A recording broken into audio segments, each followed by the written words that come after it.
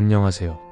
바쁘고 치열하게 살아가고 있는 30대 여러분, 하루하루 시간이 어떻게 흘러가는지 모를 만큼 바쁘시죠? 오늘은 그런 여러분을 위해 시간 관리와 자기 개발에 도움이 되는 꿀팁을 준비했습니다. 단 3분 동안 투자해 주시면 내일 더 나은 내가 될 수 있는 비법을 배워가실 수 있을 거예요. 끝까지 함께 해주세요. 1. 30대가 시간 관리를 잘해야 하는 이유. 30대는 인생의 터닝포인트라고 할 수 있습니다. 커리어, 결혼, 건강 등 챙겨야 할 게 많아지는 시기죠. 하지만 시간이 부족하다고 느껴질 때가 많죠? 이 시기에 시간을 잘 관리하지 못하면 미래에 큰 후회로 돌아올 수 있습니다. 반대로 시간을 잘 쓴다면 40대, 50대에 큰 자산을 만들 수 있죠. 그럼 이제 어떻게 시간을 효율적으로 관리할지 알아볼까요? 2. 시간 관리의 핵심 우선순위 설정하기. 많은 사람들이 시간 관리가 어렵다고 느끼는 이유는 모든 일을 다 해야 한다는 압박감 때문입니다.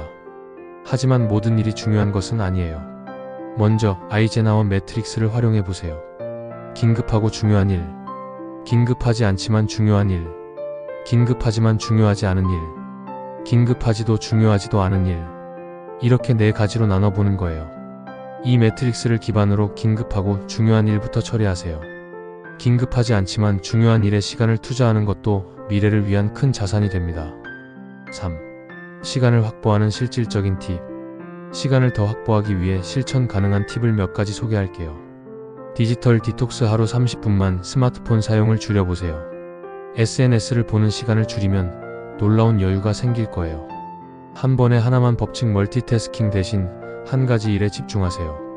작업 효율이 훨씬 올라갑니다. 15분의 법칙. 하루 15분씩 특정 목표에 투자하세요. 예를 들어 새로운 기술을 배우거나 책을 읽는 데 활용할 수 있어요. 작은 습관이 큰 변화를 만듭니다. 4. 자기 개발의 중요성과 실천법. 시간을 관리하는 이유는 더 나은 삶을 위해서겠죠. 자기 개발은 30대에 꼭 해야 할 중요한 투자입니다.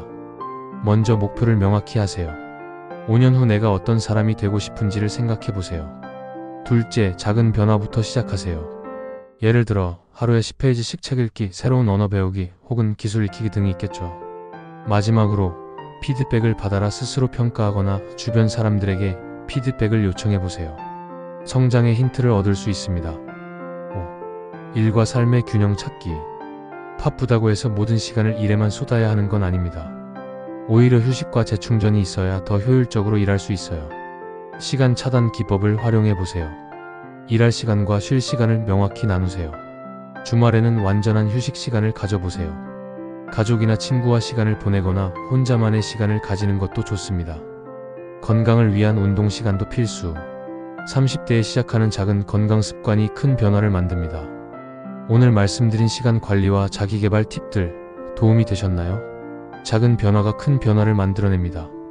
오늘부터 하나씩 실천해보세요. 구독과 좋아요를 누르시고 댓글로 여러분의 고민이나 팁을 공유해 주시면 다음 영상에서 다뤄보도록 할게요. 그럼 다음 영상에서 만나요.